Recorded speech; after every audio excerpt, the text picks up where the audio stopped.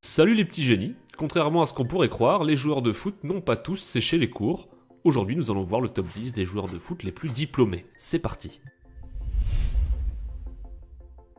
En plus d'être un joueur de talent avec un palmarès incroyable, ce joueur de 28 ans évoluant en Manchester United a également le cerveau qui va avec. Parmi son palmarès, des études de journalisme à l'Université Polytechnique de Madrid, ainsi qu'une maîtrise de l'anglais, moins d'un an après son arrivée à Londres. Il enchaînera ensuite sur une préparation de 2 diplômes par correspondance en éducation physique ainsi qu'en marketing. Juan Mata est également un amateur de littérature. Parmi ses péchés mignons, on retrouve J.D. Salinger, Paul Auster ou encore Charles Bukowski. Jean-Alain Boumsong est arrivé en France à l'âge de 14 ans. À 16 ans, il obtient sa première licence en club avant de rejoindre le centre de formation du HAC l'année suivante. Il obtient dans la foulée son bac avec un an d'avance. Non content de ses résultats, il s'inscrira ensuite en doc de mathématiques. Il passera plus de 2 ans à faire des allers-retours entre les terrains d'entraînement et les cours à la fac. Il décrochera finalement son diplôme ainsi qu'un contrat pro en 1998. Jean-Alain Boumsong a eu raison puisqu'aujourd'hui il n'a joué que 18 matchs, toutes compétitions confondues.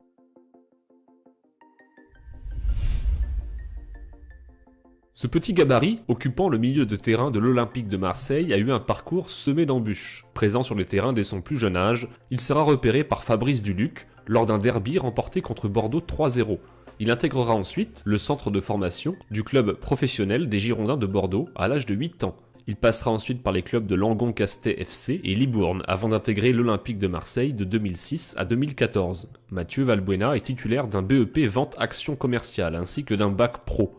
Dernièrement, Valbuena était au cœur d'une affaire impliquant Karim Benzema, où il était considéré comme étant la victime. Aucun des deux joueurs ne fut retenu en équipe de France en novembre dernier, et Valbuena fut placé sous contrôle judiciaire.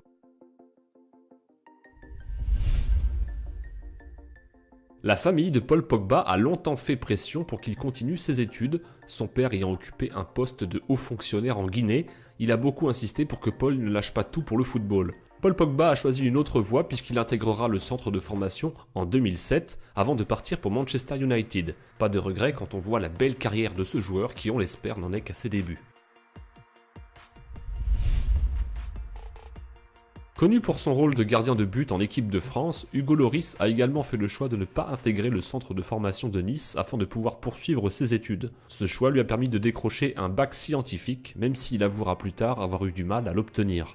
À sa décharge, il préparait également à cette période l'Euro 2005 des moins de 19 ans. À peine un an plus tard, il fera ses premiers pas en Ligue 1 avec l'OGC Nice et y restera jusqu'en 2008.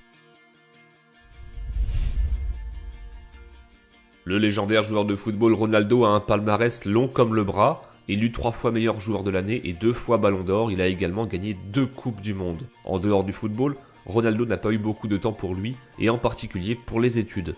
C'est pourquoi en 2013, il décide de partir pour Londres pour 2 ans et devient le protégé de Sir Martin Sorel, qui lui enseignera l'art et les techniques pour devenir un maître dans la publicité. Il a dit récemment vouloir rester encore 2 ans de plus afin de bénéficier des connaissances de Sir Martin au maximum.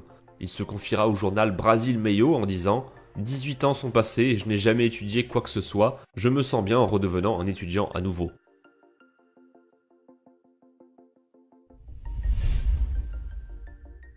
Ce jeune joueur belge de 23 ans est bien parti pour une carrière digne des plus grands. Évoluant actuellement dans le club d'Everton, il aurait signé un contrat de plus de 42 millions d'euros pour revenir à Chelsea. À l'âge de 21 ans, alors que bien des opportunités s'offraient à lui et qu'il était considéré comme une étoile montante du football, il fut encouragé par ses parents à ne pas quitter la Belgique et à poursuivre ses études. Ses efforts ont payé puisqu'il obtiendra finalement 2 diplômes, un en relations publiques ainsi qu'un autre dans le tourisme. Histoire de compléter son CV, ce jeune joueur belge peut également vous parler en 5 langues, anglais, néerlandais, français, espagnol et congolais.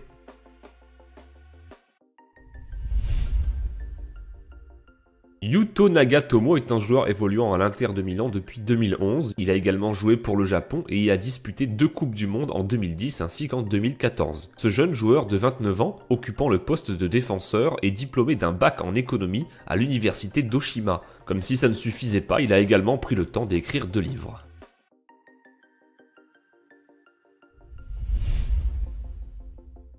Ce jeune joueur belge de 28 ans occupe la position de gardien de but dans le très select club de Liverpool.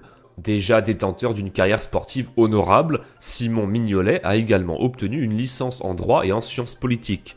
Il parle également 4 langues, français, anglais, allemand et néerlandais.